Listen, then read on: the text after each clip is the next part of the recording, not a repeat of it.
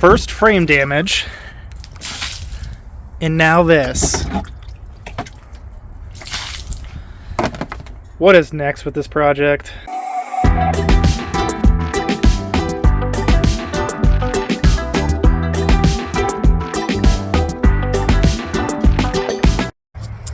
Hopefully this is welcome back to the channel, but if you haven't been following along, this is my rear unicorn 2011 Saab 94X Aero. If you haven't watched the last video, well, let me catch you up to speed. In a nutshell, it's Ohio, so a week and a half ago it was -5. Last time I worked on this thing, it started to snow, and finally I have one of these carport shelter deals. Definitely not fully weatherproof, but at least it gets it out of the direct elements. So where we left off, we weren't quite sure what exactly was going on with these frame horns, if they were bent. Clearly there's some different funny business going on with the bolts facing every which way as far as the direction goes, but this side I think is in decent shape.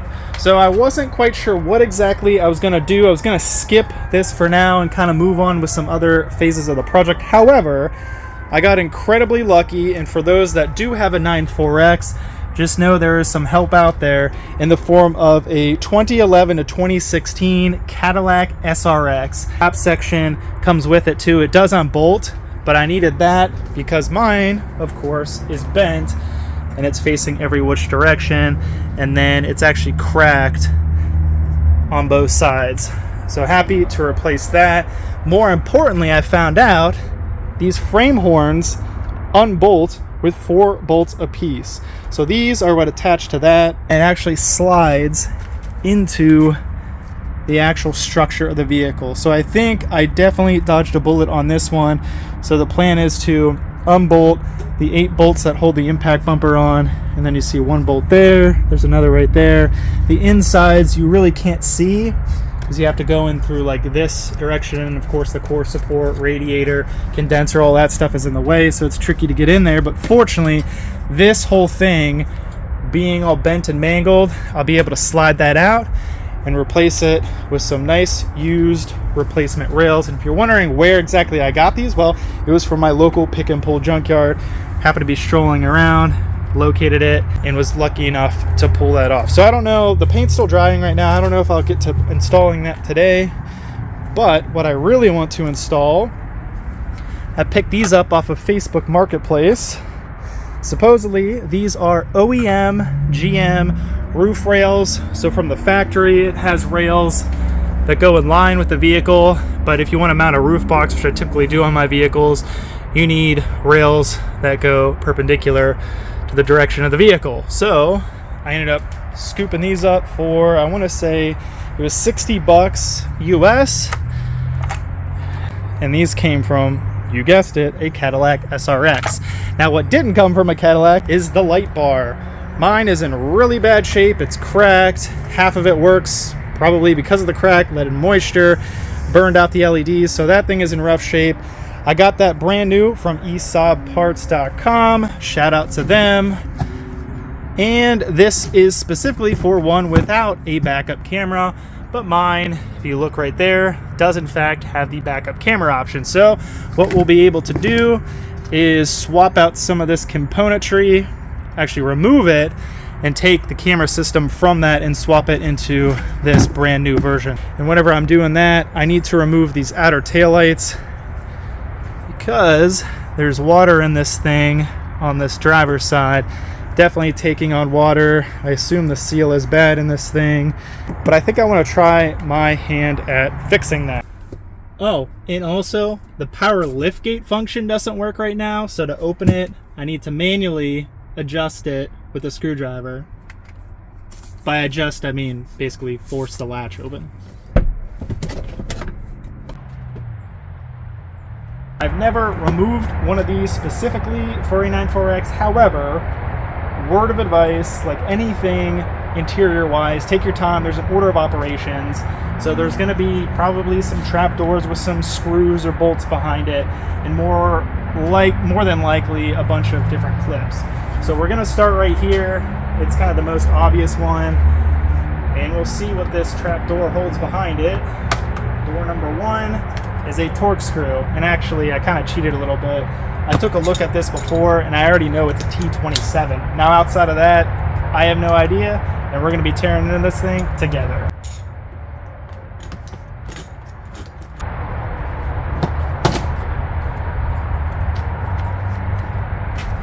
So if anybody watching has one of these for the passenger side on my US spec car, I don't care what color it is. I obviously need it to be black like this one. If I have to, I'll get some interior paint and spray paint it. But right now, I have a gaping hole right here. Mine is missing, and I really could use a replacement. And unfortunately, the Cadillac SRX isn't going to help me on this part. So I can already tell by getting my flashlight wedged in there, because there's a couple clips here, but they're actually going in this way. So if you were just to pull down, more than likely they'll break off. So this thing needs to go back.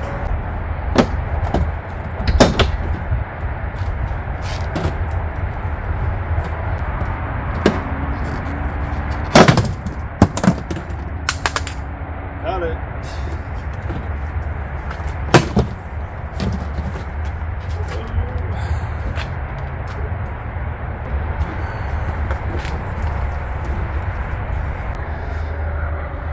Wasn't too terrible, but this is how I was able to get it removed. You can see all these clips here. Those metal ones can definitely be quite stubborn. These plastic ones tend to have more give to them, and if you break them, well, then you can just replace them. Metal clips a little more difficult, and more importantly, to not break the tabs that the clips go into. But here's where I was talking about this back section, how it has to pull back away from the vehicle, because if you were just to tug it down, well, there you can see you would just shear those off. Same thing on the other side, but I removed it with these side sections attached because these things are quite interlocked. It's an interesting design. Now for the actual inner structure of the liftgate, some like painter's tape. Interesting design with the rear defroster. Looks like an old school ground strap. So we have some wiring going to the back here. Some clips along the way. That's the inner LED taillights. And then looping back around a bigger harness. And the other side of the defroster. So now we just need to figure out what bolts need removed to get this light bar out. So we got 1, 2, 3, 4, 5, 6. Got 6, I believe, 10 mils to remove. And while we're at it, might as well unplug it.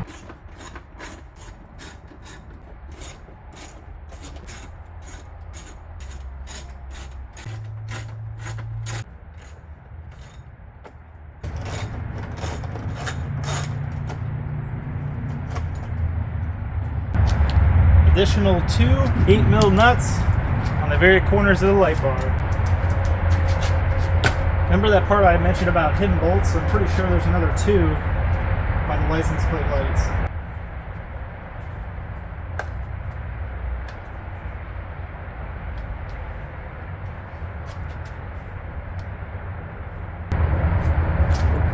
These 2 hidden screws or Phillips.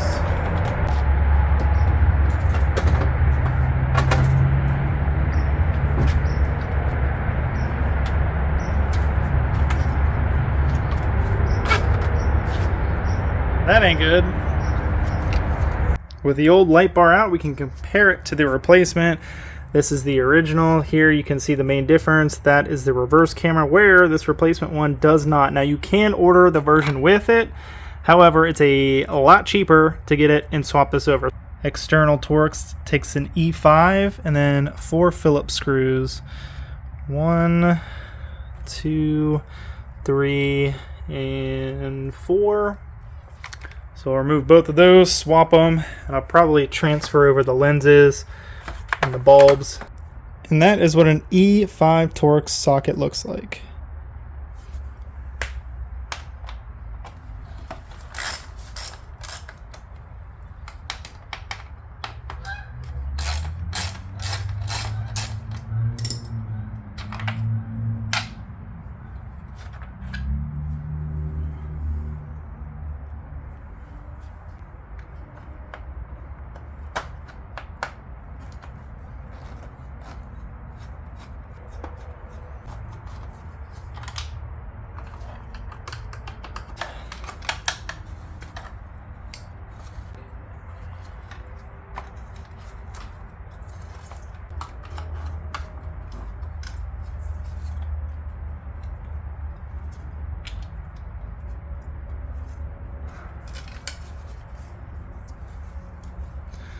That's the piece with the camera that we need to transfer over. Pretty simple.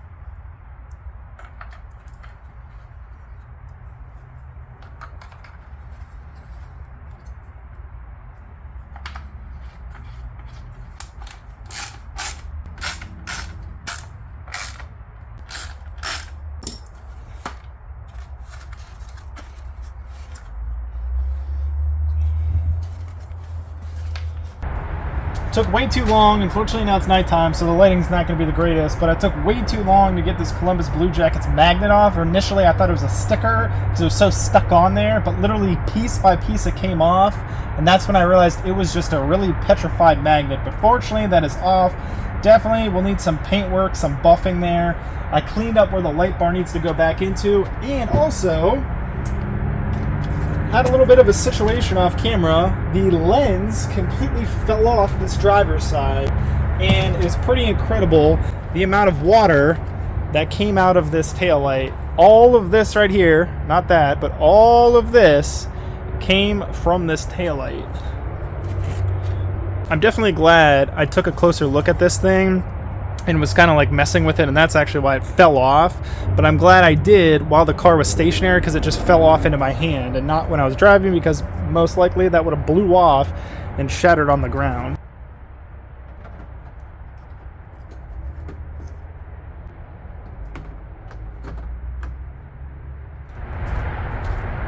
Oh yes, the replacement light bar looks so much better than the original broken and version that didn't actually work right there. So super pleased with that. Now obviously we need to carry on this light bar into the taillights, and to do that we're gonna have to remove these taillights, and well, that one's already half disassembled. I just need to remove it from the vehicle.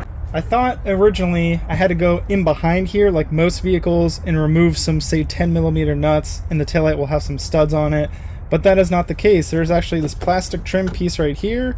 Pulled this right off with a trim removal tool.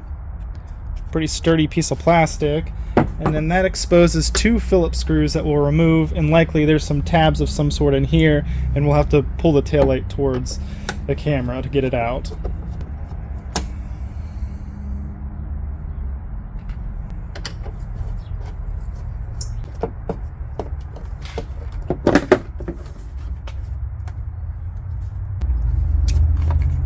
One tab and that comes right out.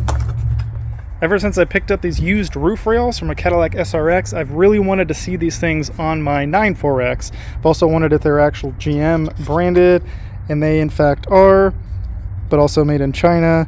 Part numbers for the end caps, both sides here are the same, and then it's nice, they are directional and it shows it right there. So this side is the left, it'll be facing the front of the vehicle. Passenger side, same kind of thing. You have these trim caps that flip down, nice little hinge section, and the part number is similar yet different between left and right, but I assume that part number is just for this section. You can flip it upside down, flip this open, and then there's another part number there and a different part number on this side, but I assume those are the part numbers for this actual plastic piece. But the whole roof rail system has its own unique part number, so I will link that in the description if you're interested in a set for your particular 94X.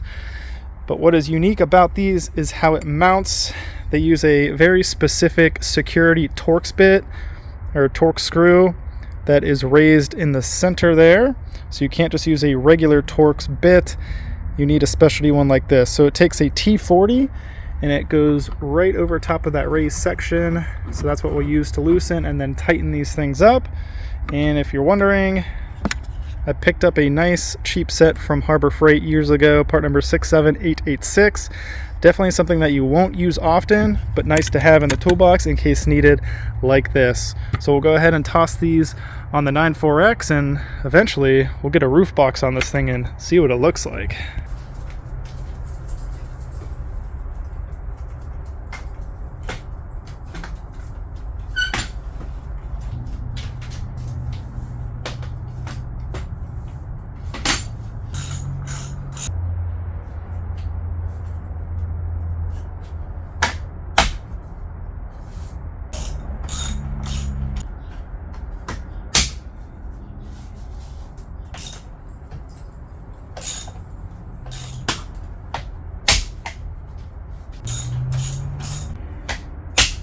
The roof rails, it's a pretty straightforward process. I love the fact that it's really only 4 mounting screws and this swings open, and it's just a very well thought out design, very simple. Now the spacing forward and back, this rail versus that rail, really no exact science to it. I basically just kind of measured my Volvo, how the roof rails are on that. I measured 1 inch back from this point to here, obviously on both sides. Then I cinched down this roof rail, and then from here to the inside of this rear rail, 24 3/4 of an inch. So 24.75 inches in between here and here. And that's where I tighten this rail down. So I think that's a good location for both rails. Obviously, I really won't know till I slap a roof box on this thing in the future. But for now, I'm definitely pleased. Next up on the list, we're gonna replace this power lift actuator. This is the factory unit. It's only on the one side. The other is a gas strut that you can easily replace. This side, not so much if you have the power liftgate option. Not sure if they were all optioned with it or not, but this one definitely has it, and the seals are blown out. Very common, leaks out. And then, of course, grime sticks to the fluid that leaked out. This is an aftermarket version of that power lift actuator. These are hydraulic filled, so I need to figure out what fluid it takes, but this comes with the line. I believe you can actually replace just this piece here, and we can retain the factory lines. However, I don't properly know how to do that, and it's not something I'm willing to chance because I have new lines right there. But what that means is that instead of just replacing it right here, we have to go in behind and see where the lines route to really make a full determination whether we're going to keep or replace those lines. These lines run down in here. There's a pump, and we will need to fill it with specialized fluid. My understanding is the sunshade, if I had it, would clip onto this, and that's what locks it into place. But we need to remove it to loosen up this upper trim piece, and that just simply takes a T30 Torx socket.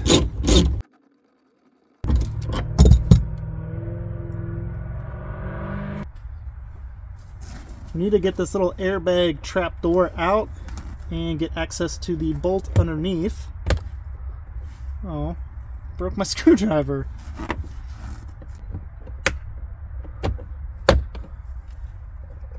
Have a 9/32 socket to loosen up this upper piece. The rear cargo section of both the SRX and the 94X, very versatile. I love how it's metal, even this lever. These rails are metal. The piece that goes into here is adjustable and also metal. This lifts up and you can lock it into position here. We can remove this piece right there. And then this is Velcro, and we'll kind of just flip this out of the way. We have the original air pump, which is pretty cool. Whether it works or not, that's a different story. So now we're going to remove some Torx screws to get this metal rail out, and ultimately we're going to try to get this foam piece out.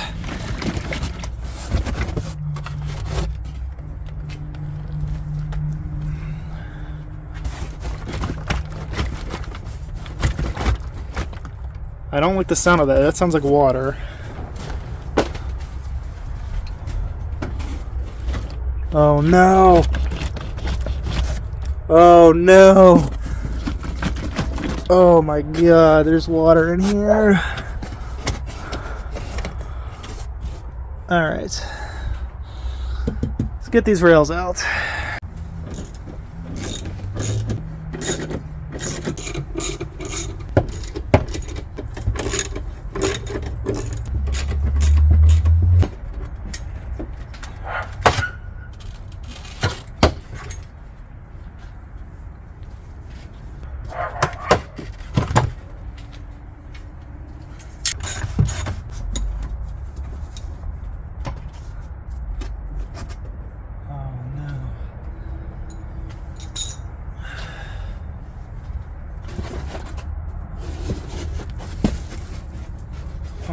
no.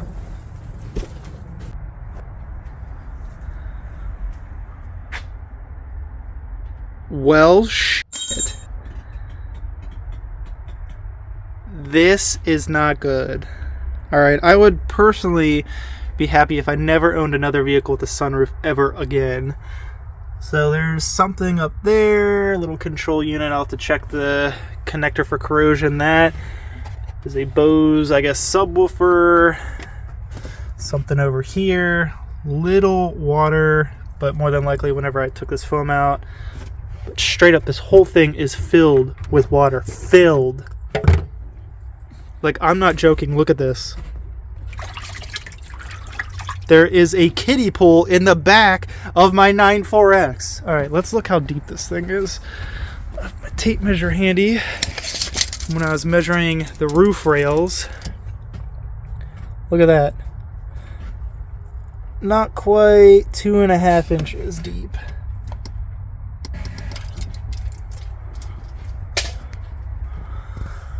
Well, safe to say, I am totally reevaluating my decisions on replacing just this. So I believe that is one of the problems, but also I've been having a parasitic drain, and I would venture to guess that the actual module for this power liftgate assembly is to blame. So the connectors for the most part seem out of the elements, but just the moisture in here, well, that could cause issues. This is where I need to fill up the fluid, and it's almost entirely submerged. Holy crap. I have never seen a sunroof drain this bad. I mean, I straight up, on one of the last videos I did, jinxed myself entirely. We got some real heavy rains before all this nasty snow came in, and this thing still smells perfectly fine from the air freshener. It doesn't smell like mold or mildew. So if there's issues with the sunroof, other than this sagging headliner or sunshade, if the sunroof was leaking, then I would have definitely noticed some mold by now. So I am going to have to get a shop vac, slurp out this crystal clear water, mind you, but I will definitely need to figure out what is going on with my sunroof drain. So for sure I need to pull off both of these sides and see exactly where the sunroof drains are, see if there's any water lines as far as where it may be coming down. Yeah, it looks like it's leaking right here. You can see a water line. Looks like same thing on this side.